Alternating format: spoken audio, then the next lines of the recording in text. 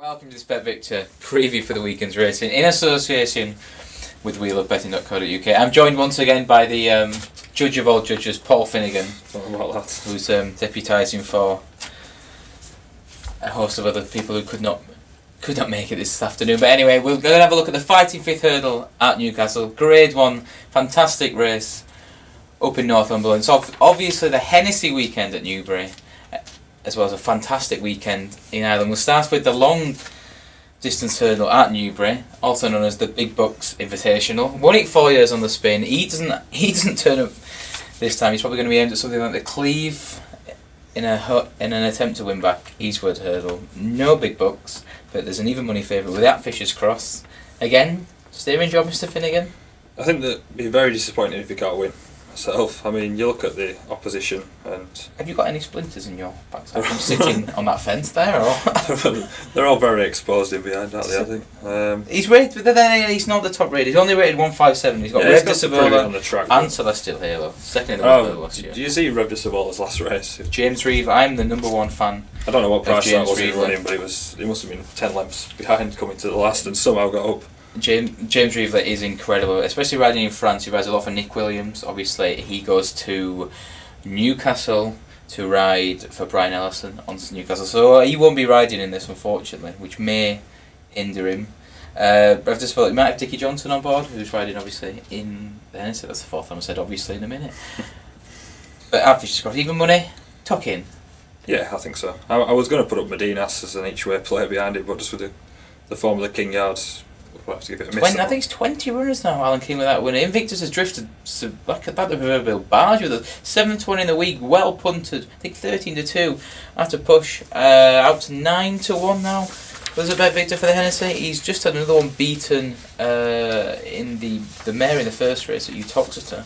The stable form has to be a massive worry. I was looking. Invictus 10-1. Quite the odds first forward. There's a BetVictor for the Hennessy. Medinas finished 10 lengths behind at Fisher's Cross last December at Cheltenham, I think I saw. But he was giving him £9 that day, so on that line, I mean, obviously at Fisher's Cross probably improved since then, but... Medinas has already had a run? Yeah, that as well, and at Fisher's Cross arguably prefer it softer, but...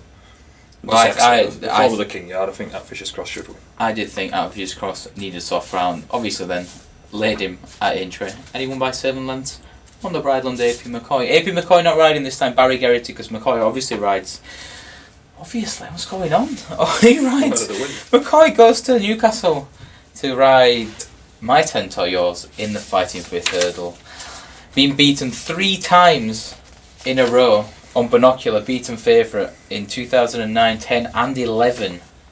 Can we get him beat again, please? Let's hope so. He's the sexiest horse. Yeah. Training, arguably. I heard Henderson say the other day that if he runs as he works, then he wins. And I don't know if just because Binocular got beat. In my dreams, I do on the field. Fantastic. Doesn't mean you are going to do it. Well, just because Binocular got beat doesn't mean he's going to, does it? But no, but it could mean that Nicky Henderson sends one not fully tuned up. This is probably only just the start of his season. He's probably going to go to Kempton for the Christmas hurdle. He's 6-1 non-runner free bet for the Champion Hurdle. That's going to be his season goal. Not really fussed about Aintree or Punchestown. Nicky Henderson's all about the Champion Hurdle. I think the Champion Hurdle's between him and the new one myself. The new one misses the race, which leaves Melodic Rendezvous, the 9-4 second favourite to take him on. Jeremy Scott, 7-year-old, was very impressive winning at Wincanton last time. Beat a pig of a horse called Far West, who I don't rate very highly. And the form hasn't worked out well since, but Jeremy Scott said he did need the run and he was impressed how he won. There was no money for him on track, which was probably a sign that they didn't think he was ready, stripped fit as it were, for that race just a few weeks ago. I think with 8 runners you're going to get 3 places. I mean, you could take a small loss if he gets a place and the chance it'll win. I mean, it does look each way thievery. Duke of Nabon was a very nice novice, beating Edward last year, who's since gone on a chase on Pendrin, a nice novice chase. Gromete rated 151 last season, finishing 4th in the Scottish Champion Hurdle. So King Horse, and he hasn't raced in a while, has he? So you'd have to be taking a chance. Stormy Weather is rated 129. I know. The interesting one that's been nibbled, Company Sparrow for John Quinn. They had one of the race with Countrywide Flame last year. The filly gets £7 for the males. Brian Hughes rides. She was a nice winner at Wetherby last time out. beating Lunique, who since did my money in the Great Wood.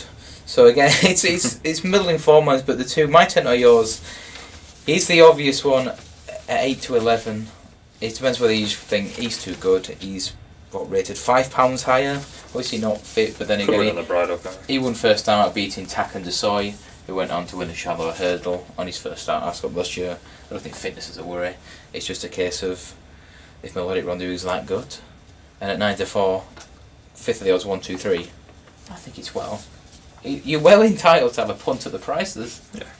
We don't like backing favourites, some of us. Anyway, moving on, the big race of the day is the Hennessy Cognac Gold Cup Handicap Chase. Race. You've been going on about a horse in this race for months. I'm going to build it up first. A race littered with memories. Mine and Mr. Finnigan's favourite horse in training ever. Denman won this laughing at them. He went a 5 to 4 favourite in 2007. He then won it. I think was he from top weight, I believe, 11 stone 12. Giving the One field. of the great performances in jump race history. He gave what a friend £21. Looked him in the eye. Said, "Well, you think you are? You go back." The Gold Cup winner doing it. Different grade. Diamond Harry then went and won it 2 years later. It's got a good record for second season chasers. We should hopefully stand. I'm not going to play the Cliff Richard video. We should hopefully stand David Pipe's Our Father in very good stead. Now, as Paul mentioned, I've been going on about this for a very long time. His record fresh is second to none. Turned out 2 seasons ago for a very warm handicap hurdle at Ascot. Went off 8 to 5. Timmy Murphy went right round the track. Right on the track. Well, yes, comes up, wins by 3 lengths on the bridle. Then goes to Cheltenham last year, beats Psychology Paul Nicholls by 20 lengths. 20 lengths? He's rated 145. Laughed at them again round the track. I've got plenty in hand. I'm going to look for the better ground. White Star Landing behind Munster National winner. The form looks unbelievable. Our Father's 8 to 1 with us at BetVictor for the Hennessy. The David Pipe yard could not be in better form. A 4-timer on Greatwood Hurdle Day. Dalaka winning obviously at 12 to 1. Dynas ran well last week and Gavra Chambertin won as well. Surely the immortal words of how far, and how far. If you like, you can call it How Father. That's my take on it, Paul. I'm not going to disagree with you. We're both having about this anti-post. I think it wins the race. Surprisingly, he's not favourite. Rocky Creek is a 7 to 1 joint favourite with us, BetVictor, with Lord Windermere. He's aiming to be the 3rd horse in a row to do the RSA Hennessy double after Bobsworth last year. I'm not sure about the RSA form from last year. I mean, well, I think the world of Boston Bob. Yeah, he would have won. He would have spanked him, and Lord Windermere was beaten again. He's raced Priory in Ireland by Boston Bob. He's not entitled to like the trip. He probably like the ground, but 7 to 1. It looks a bit short for me, I think. Obviously, the last 2 winners who have done the Hennessy RSA double, Denman and Bobsworth, have both won to go on and win a Gold Cup. You've got to be something special. Lord Windermere carrying 11 stone 8. I don't think he's a Gold Cup horse. Me neither. And I'd be tempted to swerve him. One at a price that could be worth a nibbly Super Duty for the McCain yard. yard. He was just that bad last time, wasn't he? He was, but he's got form behind the likes of Goulins. He should have won at the Cheltenham Festival, should he? From the King's Village, son. Take the pain.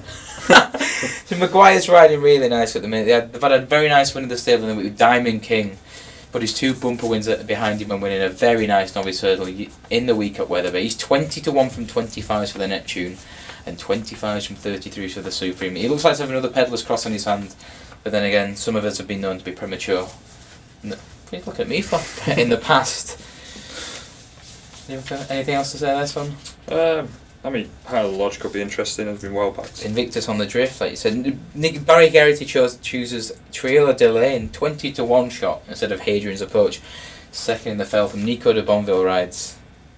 Charles is very disappointed. He's taken the 10s, thinking Barry Geraghty would get the leg up. He goes off 7 to 1. I think he's getting £8 for about 8 lengths in the RSA in Hadrian's Approach. The form of Venetia Williams, Hubon de Sobo win at Ascot. Could be a form line too there. Mary King was second. There was a couple further behind in there as well. Ruby Walsh. Ruby Walsh has been nibbled after being confirmed to ride Prince de Beauchamp for Willie Mullins. Willie Mullins brings 2, that and Terminal. Prince de Beauchamp 20s into 14s after the Ruby. Yeah, it's just the Walsh factor in it. I'm not sure myself. I think it's probably a 10-year-old. I'd rather look for something, a bit of improvement in it. those looking at ones that are getting in at the featherbed of the weights. Lock Bar was second in a very nice handicap chase.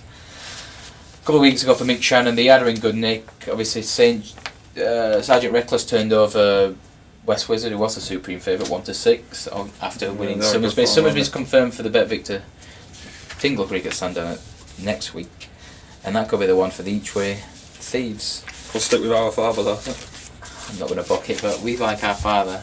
So in summary, if Our Father does not win the Hennessy Gold Cup handicap chase, we will have done our pieces yet again. Done our pieces, but it'll be because I've used the term, and I'll use this for the next 2 days. How far, how farther. Booked. And for all your betting needs, go to betvictor.com.